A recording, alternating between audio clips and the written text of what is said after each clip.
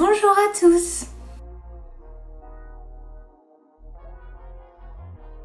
Aujourd'hui on se retrouve dans une nouvelle vidéo et donc ça va être une vidéo crash test où l'on va tester un nouveau produit. Et comme maintenant toutes nos vidéos crash test, on va tester un produit ensemble et donc il s'agit d'un produit de la marque Audif. Si vous n'avez pas vu nos précédents crash tests, il s'agit du pot Audicoat que je vous mets dans le petit i juste ici.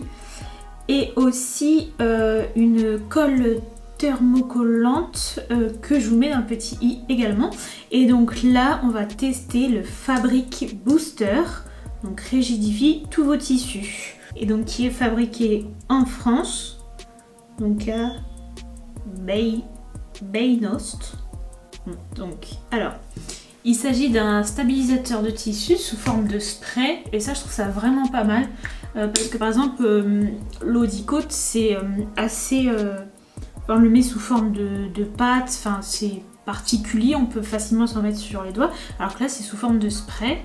Donc stabilisateur de tissu pour broderie, tissu, macramé, feutrine, dentelle, ruban, permet le maintien du tissu sur les machines à broder, machines de découpe, impression.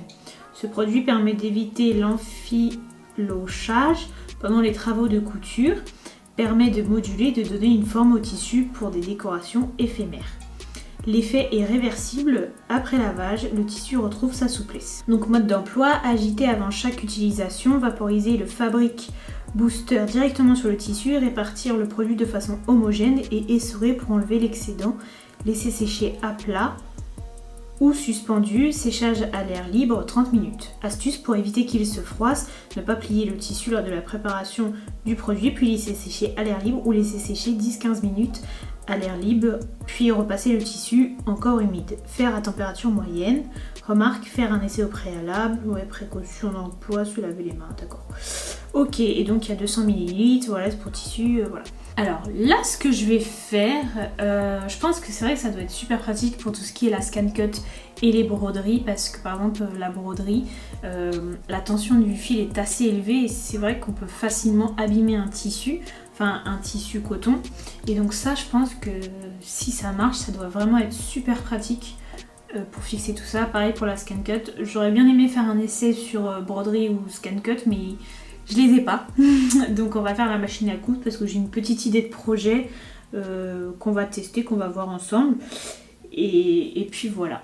Alors mon projet, c'est de faire une petite pochette du même style que la pochette que j'ai faite dans la précédente vidéo. Donc je vous mets juste ici le sac et la pochette d'Halloween. Là ça va être le même principe, mais comme utilisation j'aimerais faire pour ranger les masques dans le sac, parce qu'en fait ça m'énerve un petit peu dans le sac. Le masque a souvent tendance à se froisser, à se mettre dans tous les sens, et du coup j'aimerais une petite pochette où les masques sont protégés, que je puisse transporter partout, et puis les garder, pas pliés quoi, que je les retrouve pas totalement pliés. Donc voilà, je vais utiliser ce petit tissu qui est disponible à la Belle Mercerie. Pour le Fabric Booster, vous pouvez le retrouver à la Belle Mercerie sur commande. Et puis là je vais découper mon tissu, donc ça va vraiment être super simple. Donc là je vais venir découper mon tissu à 21 cm, ce qui est à peu près la largeur de mes masques. Donc là j'ai fini avec mon tissu. Je vais passer un petit coup de fer dessus pour éviter que les plis soient marqués par le produit. Ok, donc là j'ai passé un coup de fer, donc comme ça mon tissu est bien lisse, est repassé. Donc maintenant je vais commencer le test. Alors ils disent de agiter avant de vaporiser, ils disent pas plus ou moins à quelle distance il faut vaporiser, mais écoutez, j'ai mis un petit support pour protéger ma table, on ne sait jamais. Oula. Ah d'accord, non c'était le premier jet. Ah ça sent bizarre.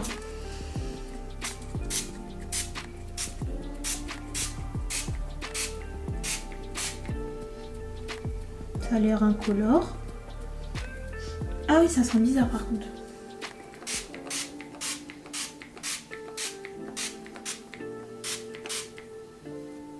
Ah, non, en fait, ça sent la lavande, je trouve. Je trouve qu'il y a une odeur d'huile essentielle de lavande. Ah ouais, ça sent la lavande en fait. C'est surprenant. Ah ouais, c'est trop bizarre. Ou c'est ça qui sent la lavande? Bah, j'ai un doute. Non, ouais, c'est un mélange de lavande et d'odeur de lavande et odeur un peu de colle. Ok, bon là je pense que j'en ai assez mis. On sait jamais. Alors ils disent essorer pour enlever l'excédent, mais pour essorer ça veut dire qu'il y en a masse. Bah ouais, mais le fait d'essorer ça va me froisser mon machin. Moi. Bon bah je vais essorer.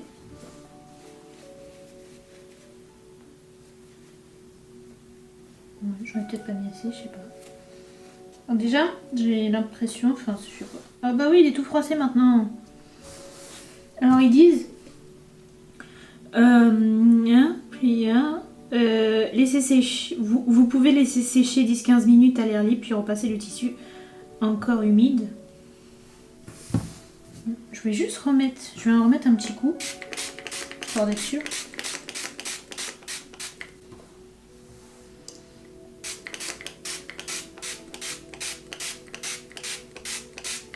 Ok, là je pense qu'il y en a partout là. Ok, ouais, donc là il est bien humide partout.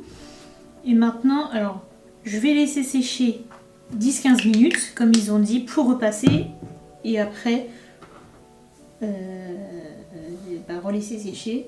Mais on se retrouve dans, enfin pour moi, dans 10-15 minutes. Pour le repasser encore humide, je pense qu'il va falloir mettre une pâte mouille. Donc on va voir. Et moi, je vais me laver les mains et nettoyer ma table. Donc là, ça y est, j'ai laissé sécher. Alors ce que j'ai fait, c'est que je suis partie manger. Comme ça m'a permis de laisser sécher 1 heure. Et comme ça, je suis sûre que c'est bien sec. Et donc là, vous voyez, voilà comment c'est... Donc un tissu normal, voilà ce que ça fait. Et là, avec le truc. Donc franchement, c'est super cool. Et même, ça a vraiment bien marché. Et même, vous voyez, là, la bordure... Là où ça peut s'effilocher, et ben ça bouge pas. Enfin, c'est vraiment... ça s'effiloche pas, donc là voilà, je tire.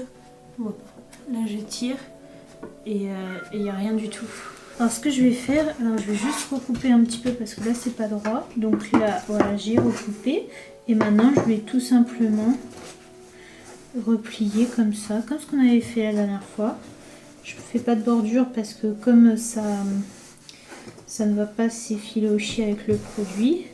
Là je mets les pinces et je vais coudre à peu près à 0,5 cm du bord, sauf là un petit peu plus parce qu'en fait comme c'est le bout du tissu, enfin le bas du tissu, il y a les petits trous, je sais pas comment ça s'appelle, mais du coup là je vais faire à 1 cm, enfin du moins pour cacher cette partie.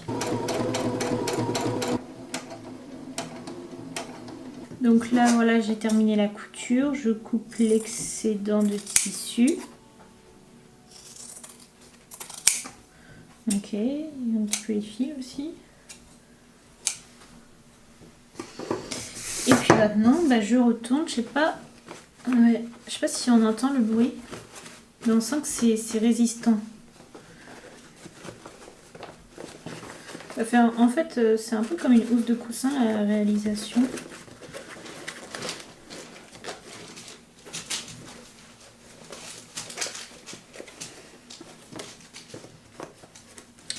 Bon, là, je vais m'aider d'un stylo ou de quelque chose pour bien pousser les angles. Tac, et donc voilà la petite pochette, donc vraiment qui est toute simple. Et donc là, je vais ranger mon petit masque dedans.